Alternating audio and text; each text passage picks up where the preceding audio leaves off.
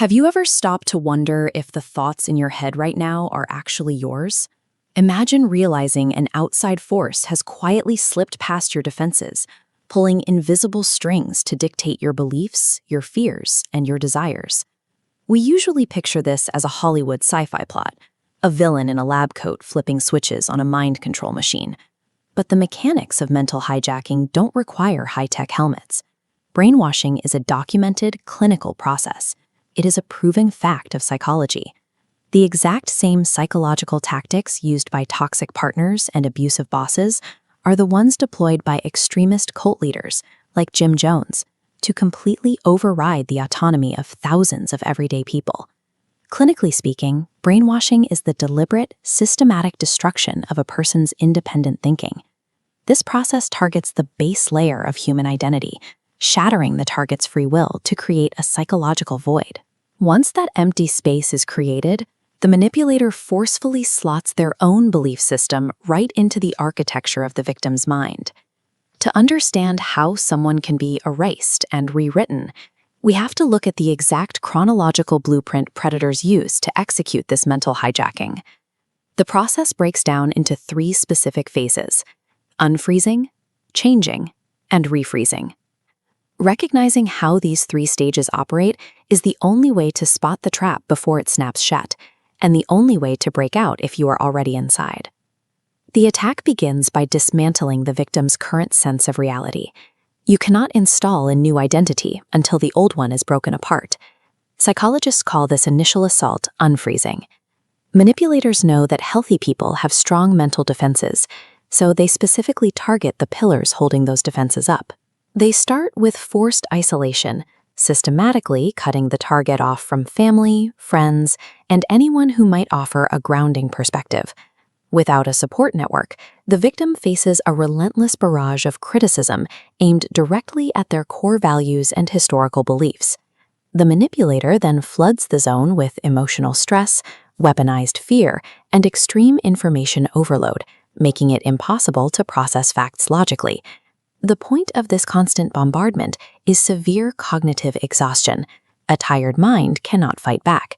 This generates deep cognitive dissonance. The victim becomes entirely disoriented, unable to trust their own memories, feelings, or instincts. Once that total confusion sets in, the original identity is successfully demolished. The target is now a blank slate. With the mental defenses completely flattened, the operation moves into phase 2. Active reprogramming. Here, the manipulator carefully drips foreign rules, ideas, and narratives into the psychological void they just created. They introduce strict binary language. Everything is framed as good versus evil, creating a rigid us versus them worldview that leaves no room for nuance. These new concepts are hammered home through hypnotic, endless repetition to bypass any remaining logical filters. To enforce these new rules, the manipulator deploys a severe psychological conditioning loop of strict rewards and punishments. When the victim complies, they are showered with sudden bursts of intense praise and false affection. But any sign of independent thought is instantly met with freezing emotional withdrawal, isolation, or rage. Over time, the victim is actually trained to police their own thoughts, viewing their original personality as flawed, selfish, or dangerous. To escape the constant psychological pain, the victim fully embraces the manipulator's fabricated identity. It becomes their only source of safety. Now comes phase 3, where this new state is solidified. The primary objective here is to permanently lock the fabricated identity into the victim's neurochemistry, so it becomes self-sustaining.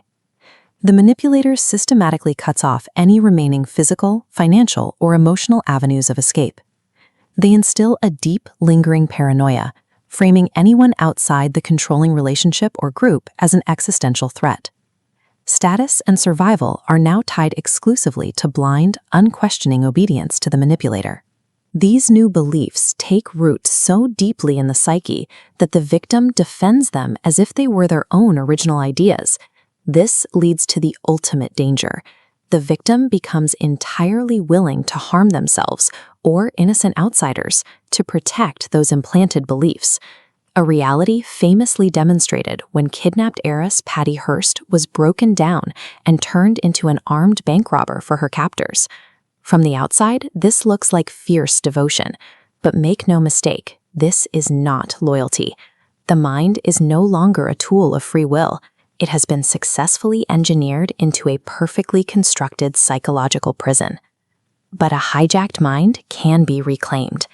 Breaking this trap requires a deliberate, step-by-step reconstruction of your own cognitive sovereignty. Here is the exact 5-step tactical checklist used to bypass psychological censorship. Step 1. Actively seek out cognitive dissonance. Manipulators maintain their grip entirely by blocking contradictory information from reaching you. You must explicitly search for data, articles, and conversations that directly challenge the belief system that has been imposed upon you. Exposing yourself to contradiction forces the dormant, critical thinking centers of your brain to reactivate and process facts again. The second step is to reclaim your language. You have to completely stop using the specific jargon, thought-terminating cliches, and binary labels drilled into you by the manipulator. When your vocabulary is artificially restricted, your capacity for independent thought is literally contained inside that boundary. Delete their words from your mouth. Step 3. You must reconnect with old anchors. Reach out to old friends, return to former hobbies, and visit locations that hold positive memories from before the manipulation began.